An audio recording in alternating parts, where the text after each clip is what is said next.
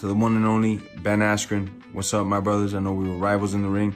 I just want to say, God bless you. And when I get back in America, if I could come shake your hand, brother, and just share a prayer with you, it'll be amazing, man. I know you're going to pull through this because you're a fucking warrior, brother. Okay, so picture this. You're scrolling through your feed and boom, you see Ben Askren, yeah, the guy with the crazy curls, the funky wrestling, and that smart mouth charm, suddenly looking more fragile than fierce. I mean, he's got oxygen tubes in his nose, y'all. Oxygen.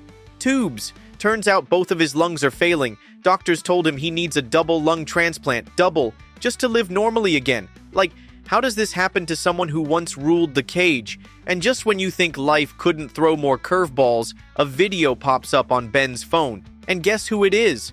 Jorge freaking Masvidal. The same man who launched himself like a rocket across the octagon in 2019 and knocked Ben out in 5 seconds.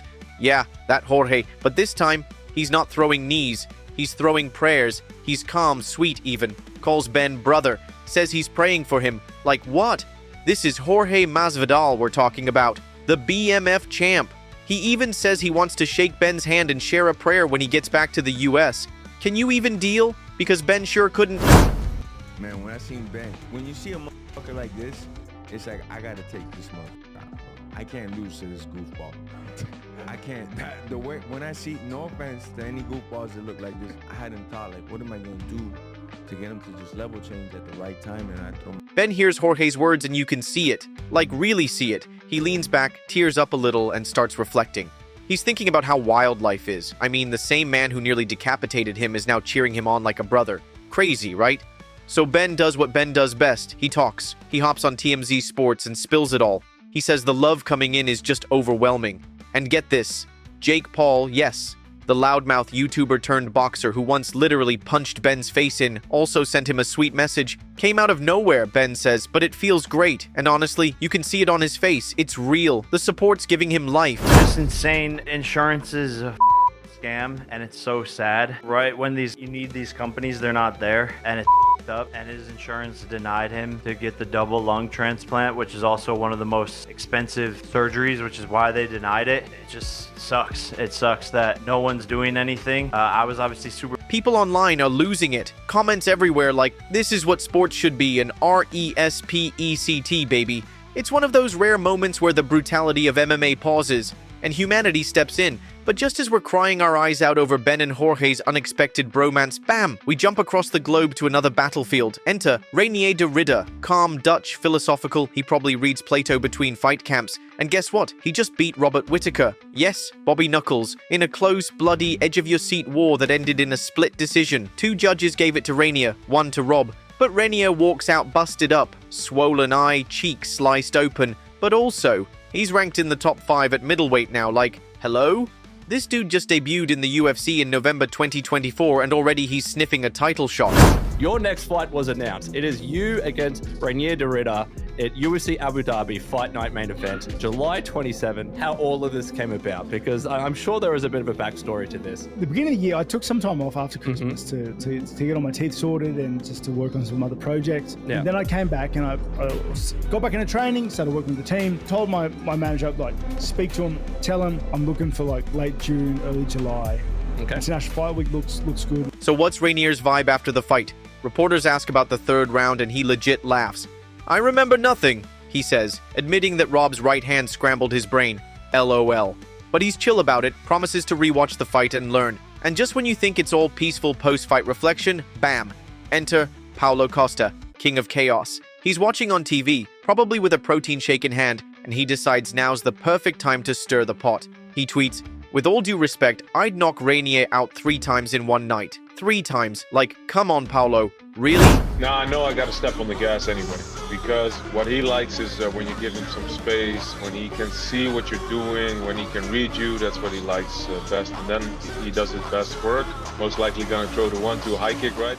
Trash talk. Naturally, fans are howling, but also, they're not stupid. They remember Costa fought Whittaker too, and lost. Clean, unanimous decision. So now people are like, bro, you really gonna talk from that glass house? Still, the tweet spreads like wildfire. Memes flying, fans digging up old fight clips, GIFs everywhere. And guess whose phone lights up next? Reinier's. And Reinier, oh, he doesn't go full savage. He doesn't even raise his voice. He just types a simple but deadly comeback. There's always a hater.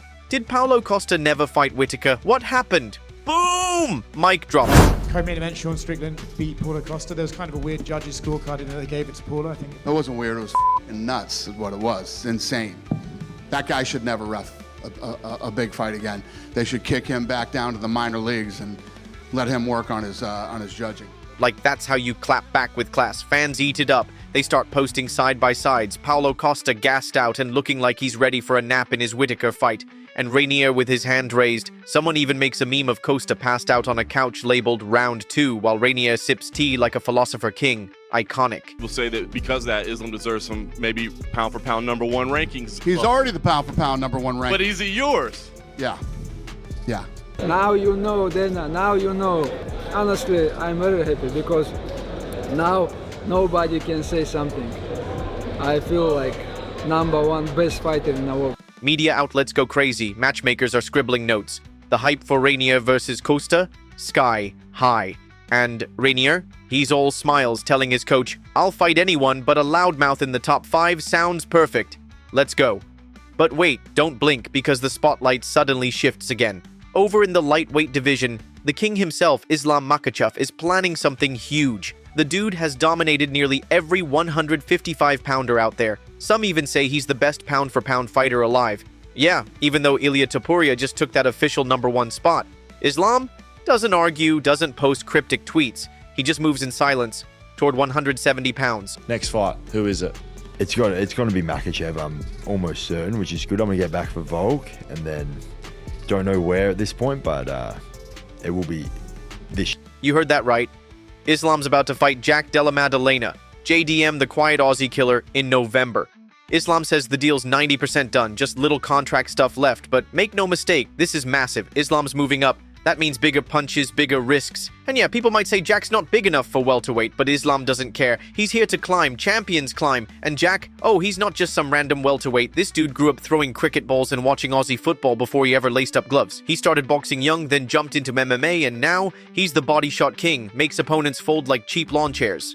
Jack's racked up highlight reels that remind OG fans of Nick Diaz and Robbie Lawler, and he's always so chill, like post-fight. He's thanking coaches like he just finished a math quiz, and now people ask him about Islam, and he's like, "I respect him, but I believe in my hands." Goosebumps. His coaches? Already cooking up plans, drills that mix sprawls with combos, because they know Islam's gonna shoot once Jack lands clean. And fans? Oh, they're ready. Wrestler versus striker. Who takes it? Islam's gonna try to drag Jack down and suffocate him with that Dagestani ground game. Jack?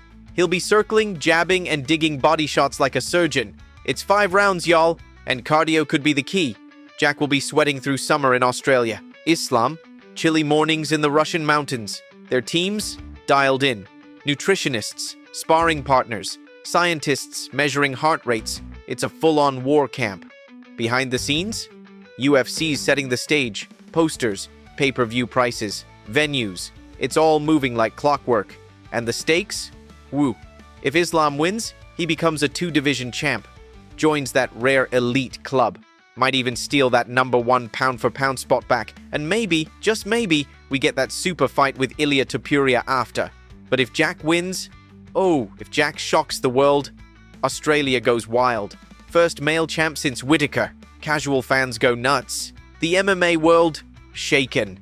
Jack taking the win would flip everything. Imagine it. This soft-spoken Aussie with dynamite in his fists suddenly becomes the new welterweight king. The division, filled with wrestlers and haymakers, would now have a slick boxer who doesn't talk much but lands heavy. And all the big-name sponsors, TV channels, even the video game guys, yeah, they're watching closely. Because whoever wins this fight might just become the face of MMA for the next few years. But here's the kicker. Right now, everything's still almost done. Just a few signatures, a couple dotted lines, and we all know how MMA works. Almost done can turn into not happening in a blink. A pulled muscle, a bad weight cut, or someone fighting over walkout music, boom, it's gone. So for now, we wait. Still, the drama, the hype, the what-ifs, it's why we watch. You've got Ben and Jorge, once bitter enemies, now on the verge of praying together. Reinier and Paulo trading Twitter shots that could become punches soon. Islam and Jack standing on the edge of history with everything to gain and everything to lose. This is why MMA hits different. 1 week you're beefing, the next you're bonding. 1 month you're a nobody. Next you're main eventing a card in Vegas. Life inside the octagon is chaos. and that's exactly why we're obsessed. Can you imagine Ben and Jorge actually meeting up and sharing that prayer in person? Picture that moment, two rivals standing side by side, hands together, no gloves, no bad blood, just real, raw respect. It'd break the internet. And Reinier versus Paulo? That could be a grudge match for the ages. Paulo with his wild style, Reinier with his chess-like calm. One slips, one gets caught. It could be lights out in seconds. And that's exactly why we want to see it. Then, of course, there's Islam and Jack. This could become the defining fight of the year. Islam's precision, Jack's power, mountains versus beaches, Russia versus Australia, quiet killer versus humble powerhouse. Just imagining the walkouts gives you chills. And look, this sport doesn't just stop at the cage. Outside of it, fans are going off. TikToks, highlight reels, breakdowns, memes, it's a whole movement. One high school kid from Ohio made a tribute video for Ben Askren, mashed it with Jorge's prayer clip, and it went viral overnight. Thousands of likes, just pure emotion, that's the magic. Another fan drew Reinier as a literal chess master, moving a Whitaker knight piece while Paulo Costa flips the board in rage. And that's not even the best one. Some digital artist made this epic poster of Islam and Jack standing on cliffs, waves crashing, lightning behind them, like some Marvel movie. These fans are turning MMA into art. And then there are the spreadsheets. Oh yes, betting sites already dropped the early odds, and MMA nerds are crunching numbers like they're trying to predict the future. People are tracking line changes like it's Wall Street. Podcasts, flooded, experts everywhere. Nutritionists explaining how weight cuts mess with your organs. Sports psychologists talking about pressure and mental toughness. Even surgeons showing up to break down how a double lung transplant works. MMA is becoming the classroom no one expected, but everyone's showing up to. But if there's one thread tying all this madness together, it's respect. Yeah, we came here for the knockouts, the drama, the flexes, but we're staying because of the heart. Watching Jorge call Ben brother after all these years, that's not just sports, that's humanity. Seeing new guys like Reinier and Jack push through the rankings like wild horses chasing a dream, that's inspiring. This isn't just cage fighting anymore. It's a mirror of life. It's messy, raw, painful, but also beautiful. Every fight is a story. Every fighter is a lesson in courage, failure, grit, and yes, humility. And guess what? You're invited to watch it all unfold. If you're reading this right now and your heart's racing a little, if you're feeling that weird mix of adrenaline and hope, you know what to do. Keep watching, because MMA does not wait. 1 minute, it's all about lung transplants. The next, it's flying knees. 1 week, a fighter's forgotten. The next, their name's on a title shot. And these fights we're talking about, they're not just maybes. They're moments waiting to explode. Ben could recover and pull off the greatest comeback outside the cage. Jorge might become his real-life guardian angel. Reinier could sign the contract and silence Costa for good. Islam could go up, dominate, and grab that second belt. Or Jack could shut everyone up and become a new legend overnight. And let's be real, whatever happens, we'll be here, popcorn in hand, phones charged, fingers ready to hit that like, retweet, or repost button. Because these names, Ben, Jorge, Reinier, Paulo, Islam, Jack, they're not just fighters anymore, they're stories. Stories that are still being written, stories that could go viral tomorrow, or shock us next weekend, or end up etched in UFC history. So buckle up, the next bell's about to ring, and trust me, you do not want to miss what's coming next.